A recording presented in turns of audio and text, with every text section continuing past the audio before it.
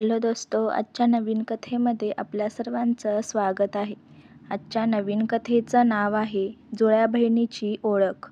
शहराच्या जुन्या भागात वसंत नावाचा एक 15 वर्षांचा मुलगा राहत होता. तो हुशार आणि जिज्ञासू होताच, पण प्रत्येक गोष्ट जाणून घेण्याची त्याची सवय होती. एका उन्हाळ्याच्या सुट्टीत त्याला शाळेतले जुने फाईल्स आणि नोंदी तपासण्याची इच्छा झाली. त्याची शाळा ही खूप जुनी होती आणि त्यात अनेक वर्षापूर्वींची माहिती संग्रहित होती. वसंत फाईलच्या रांगेतून एक फाईल उघडत होता. अचानक त्याचं लक्ष एका गोष्टीवर गेलं. त्याच्या जन्मतारखेच्या जवळ अजून एक नाव नोंदलेलं होतं. अगदी त्याच तारखेला जन्मलेलं. हे कसं शक्य? वसंत थक्क झाला. त्याने लगेच त्या फाईल्समध्ये अधिक तपास केला, पण त्या दुसऱ्या मुलाबद्दल फारशी माहिती नव्हती.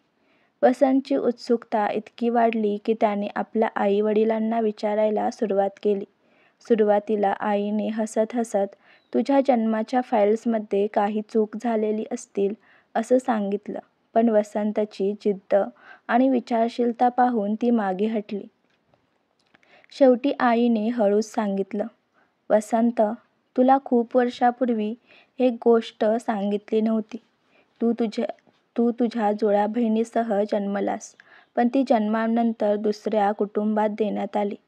वसंतचे कान आणि डोळे दोन्ही खुलले. त्याला तत्काळ समजलं की त्याचं आयुष्य त्याच्या जुळ्या बहिणीसह सुरू झालं होतं. आईच्या आवाजात हलकी कंपकंप होती आणि वसंतला ती भावना थेट जाणवत होती. ती कुठे आहे? वसंतने हळूच विचारलं. आईने थोडा वेळ शांत राहून सांगितलं, तुझी बहीण एका दुसऱ्या गावात राहते. आमच्या निर्णयानंतर तिच्या पालनपोषणाची जबाबदारी दुसऱ्या कुटुंबाने घेतली. वसंतने ताबडतोब चौकशी केली. त्याने गावातील जुन्या नोंदी, सामाजिक रेकॉर्ड आणि नातेवाईकांची मदत घेतली.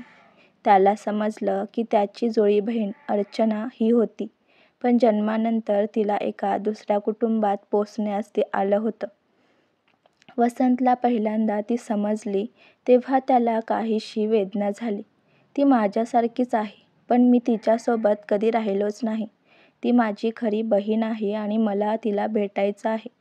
आईने हळूच सांगितलं, वसंत, हे सगळं सहज शक्य नाही, पण जर तू खरोखर इच्छित असशील तर आपण संपर्क साधू शकतो.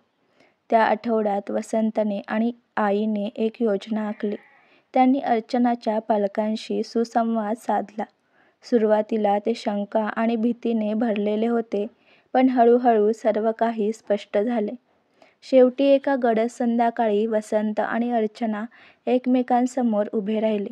पहिल्या क्षणापासून त्यांना एक अपरिचित ओळख आणि आत्मीयता दोन्ही अनुभवायला मिळाली. डोळ्यातले अश्रू, हळवं हसणं आणि दोघांच्या हातात हात घालण्याची प्रवृत्ती सगळं एका क्षणात त्यांच्या हृदयात शांती आणलं. वसंतच्या आईला त्यांची भेट पाहताना डोळ्यातून काही अश्रू येऊ लागले. ती फक्त हसत होती, कारण तिच्या निर्णयाने या दोन जुळ्या बंधांमध्ये पुन्हा एक नातं जुळवून दिलं होतं. अर्चना आणि वसंत आता नेहमीसाठी एकमेकांच्या आयुष्यात आले. ते एकमेकांशी खेळत, खूप हसत आणि एकमेकांच्या जीवनातील गूढ आणि रहस्यमय आठवणींचाही शोध घेत. जीवनातला हा अचानक उलगडलेलं रहस्य त्यांच्या नात्याला आणखी घट्ट बांधलं. काही वर्षांनी वसंत आणि अर्चना दोघेही आपल्या आयुष्यात स्वतःच्या मार्गाने पुढे गेले, पण त्यांनी कधीही एकमेकांचा आधार विसरला नाही. आणि वसंतला एक गोष्ट नेहमी लक्षात होती.